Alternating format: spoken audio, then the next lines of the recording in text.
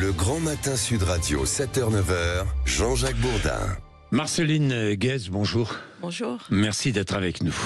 Vous venez témoigner en ce moment à l'Assemblée nationale et discuter une proposition de loi. Vous savez que les propositions de loi viennent des députés ou des sénateurs. Les projets de loi du gouvernement, c'est une proposition de loi. Une proposition de loi qui est examinée en séance publique, qui va passer au vote probablement aujourd'hui. Encore, c'est pas complètement certain. Elle est portée par le député Les Républicains Éric Pauget. Ce texte veut instituer un délit d'homicide routier. Je dis bien délit d'homicide routier. Vous êtes avec nous, Marceline Guez, parce que vous avez perdu votre fils. C'était au mois de juin 2022, le 25 juin 2022, précisément 1h du matin, sur une route à 2 voies, près d'Antibes. Il conduit un véhicule sans permis, il a 16 ans. Oui. À ce moment-là, il conduit un véhicule sans permis lorsqu'il est heurté de plein fouet par l'arrière, oui, par l'arrière, par un véhicule conduit par un homme qui n'est pas tout jeune, c'est pas un gamin qui est au volant de ce véhicule. Il a plus de 40 ans, c'est cela? Oui, c'est ça, complètement. Il a plus de 40 ans. Il est mécanicien de profession, je crois. Mécanicien de profession.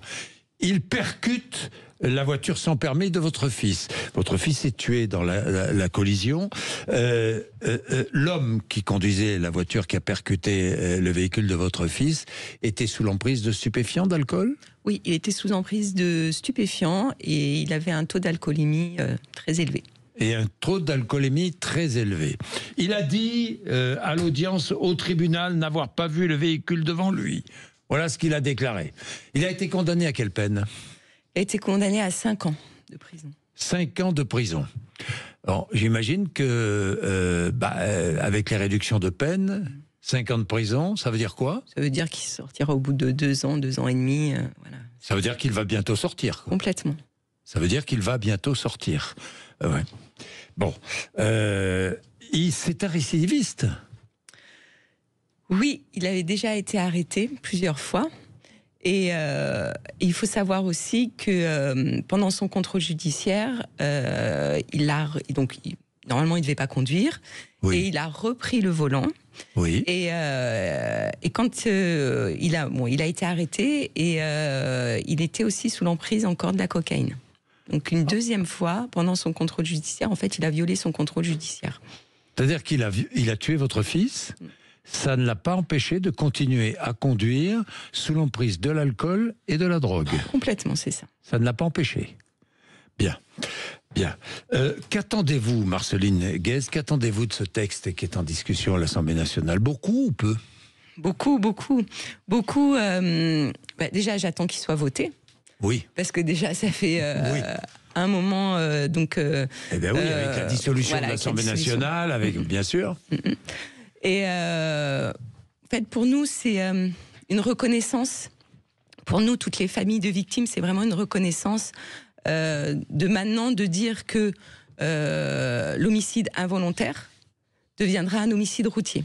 Voilà, l'homicide involontaire deviendra un homicide routier. C'est-à-dire que les peines seront plus lourdes, ça c'est la première chose. Mais bon, on va alourdir le texte de loi, mais peut-être faudrait-il aussi mieux soutenir les familles de victimes, à la fois financièrement et psychologiquement. Complètement. Il existe déjà des associations. Oui. L'association Aléno qui s'occupe de ça. Oui, je connais bien Yannick Aléno et je sais, comme vous, la douleur que ça a représenté pour lui. Oui, et c'est important parce que quand il nous arrive ce drame, on se retrouve seul. Et, vous êtes retrouvé seul? Oui. Heureusement, j'avais une famille qui m'entourait, mais moi, j'ai eu de la chance d'avoir ma famille. Mais voilà, il y a plein de familles qui n'ont pas cette chance. Oui. Et elles se retrouvent seules et on se retrouve démunis aussi face à la justice. La justice, c'est très compliqué. Moi, à chaque fois que j'allais voir mon avocat, c'était très compliqué. Voilà, quand il m'a dit, en fait, c'est un homicide involontaire. Mais comment ça peut être un homicide involontaire?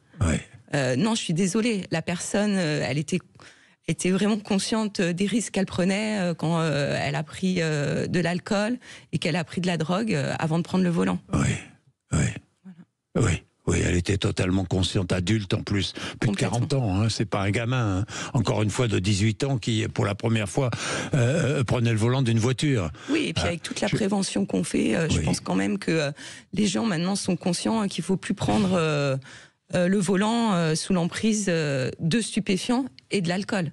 Oui, c'est l'occasion ou jamais de rappeler, je suis content que vous acceptiez de témoigner, non pas pour la radio, mais pour toutes les familles qui sont dans le drame ou qui risqueraient de l'être, parce que ça peut arriver à n'importe qui, hein, à n'importe qui.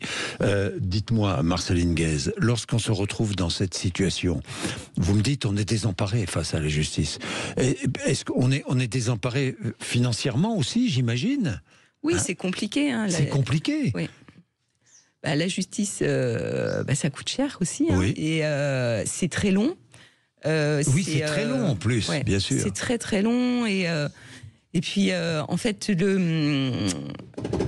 la personne a plein de recours. Nous, en tant que victime, on n'a aucun recours, on n'a rien. On attend, voilà, on attend notre procès. Le coupable, lui, a plein de recours possibles et les victimes n'ont pas de recours, c'est ça ?